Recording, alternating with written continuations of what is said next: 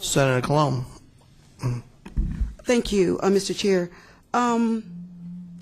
Mr. Kavanaugh, I was in the back and I was listening to your testimony, and then I walked back in because I was trying to do something else back there. We handle several hats, but you said something that bothered me, and you said that you don't believe that the federal government is really going to pay for any of this. And I guess I was really bothered by that, because for years and years and years, the federal government has paid for health care for poor people in this state through the Medicaid program and through the CHIP program.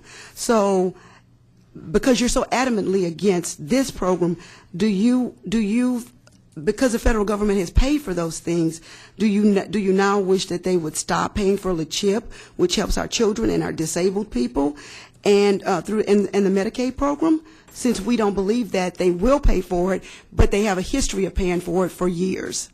No, I don't think they should stop that. But the problem is the tables there show is basically our debt will have doubled, gone from 10 trillion to 20 trillion in 8 years.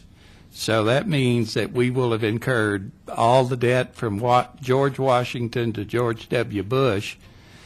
That's called inflation. No, it's not called inflation. It's called borrowing more than you're spending. Well, let me ask you this. So we're helping Malaysia right now, and we're spending millions of dollars every day to help find the people that were involved in that accident, and I support that. And I don't know whether you do or not, but should we let our own suffer while we help other people?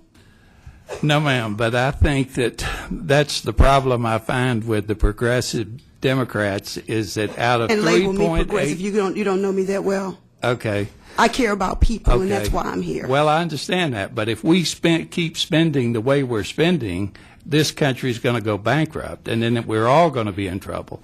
So you can't spend $3.8 trillion dollars. You can find something to cut. Are you in favor of not giving big businesses tax breaks then? Because we can start cutting those, and then we can fund and help some poor people. As a matter of fact, we're wanting to do away with all income tax in Louisiana. And as a matter of fact, we're not talking about income tax. We're talking about big business breaks. I'm willing to. We give more credit. You talked about signing something just now that we should all sign. So let's get a signature from you, and you sign that you're for taking big tax breaks, and then our country wouldn't be bankrupt because we give a lot of money to big business. No, well, you need to know the numbers better. That would help, but not everything. Now you're telling me I'm dumb. I'm not. No, I'm not telling. I'm telling you're telling uninformed. me what I know, and you don't know what I know. I'm a CPA with 40 years experience, and I'm a legislator with 25, and I can witness that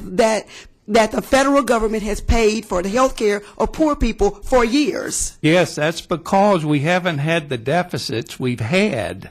We've never had trillion-dollar deficits. We've never been in 2014 before either. No, but we don't have to have $1 trillion in deficits to get there. We agree to disagree, and I'm done, and we're okay. Okay. I want to say one more thing. Representative Whitney left, but she talked about the money we're spending to take care of poor people, and it's our tax dollars. Well, I just want to put on record that poor people do pay taxes. Every time they go to the grocery store and buy a loaf of bread or some orange juice or some canned goods or something to live and to eat, they pay a sales tax, and it's regressive. In fact, it's way worse than the income tax that we pay.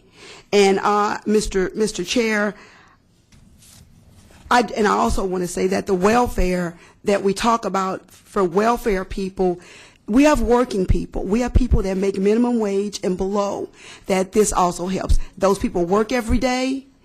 They rob Peter to pay Paul. They don't pay. Some of them live substandard lives in this country that we call the greatest on earth. And so what we do to the least of our brethren, you also do to the Lord. And that's stated in the Bible.